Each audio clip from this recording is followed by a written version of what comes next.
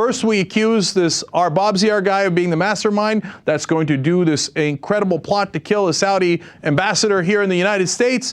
And then the neocons come in and say, we got to go to war. We got to. So here comes the American Heritage Foundation first. James J. Carafano, he says that we must, quote, take strong measures to respond. The U.S. is fully within its rights to conduct a proportional military response against suitable, feasible, and acceptable targets in Iran. Here comes war, yes!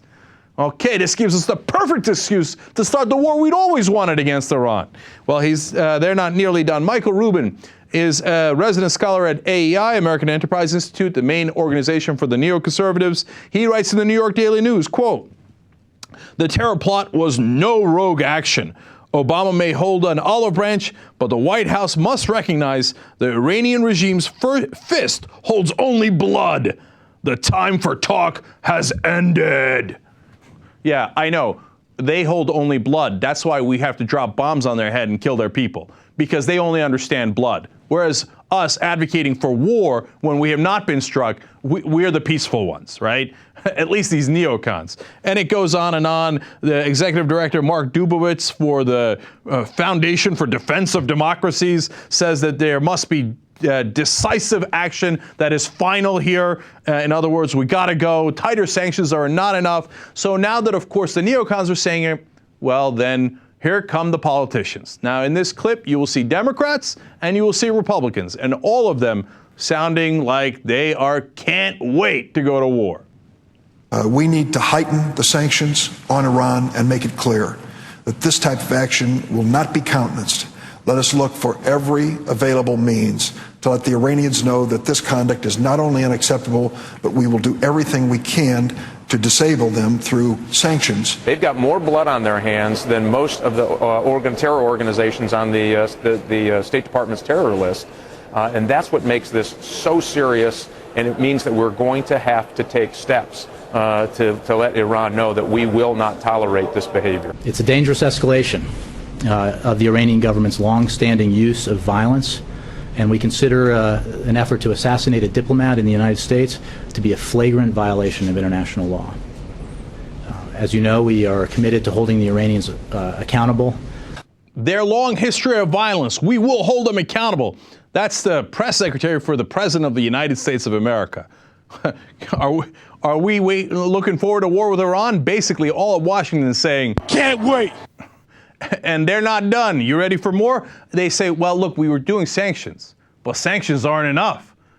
So if sanctions aren't enough, what's next? Well, let's show you those clips. Okay, have sanctions worked over time?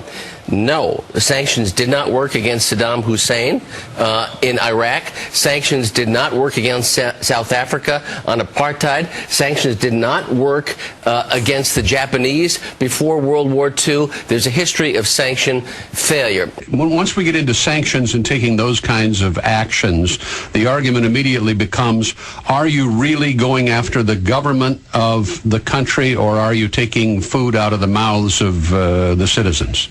It's okay to take the food out of the mouths of the citizens from a government that's plotting an attack directly on American soil.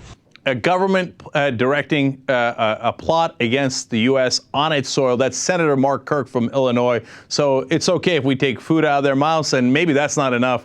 As you're seeing now, the new momentum, sanctions are not enough.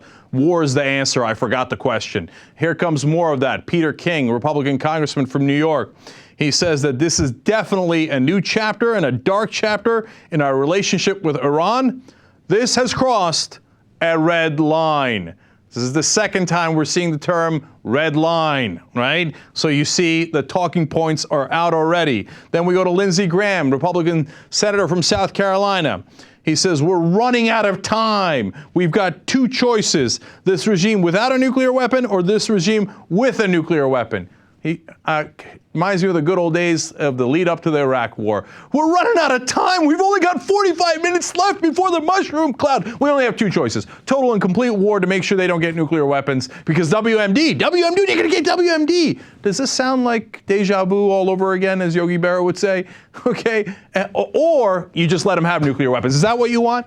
Well, here comes the so-called independents and Democrats. Joe Lieberman, who hasn't seen a war that he didn't absolutely fall in love with in his entire career, says, quote, "I think by one means or another, overt, covert, we have to hold Iran accountable for this outlaw behavior, or else they'll do it again and again. We have to start a war with them.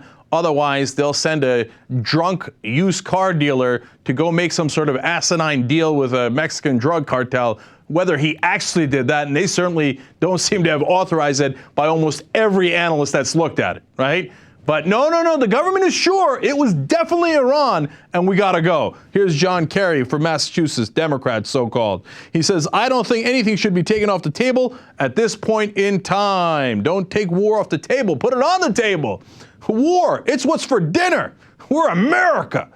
And finally, Ross Lathan, a Republican congresswoman from Florida, "It's as aggressive and in your face as you can get," referring to the plot. "Diplomacy with Iran does not work. Engagement does not work." The clear implication being the only thing that does work is bombs. So here we go. If you like the Iraq war, you're going to love the Iran war. Wait till you get a load of that. Based on this nonsense.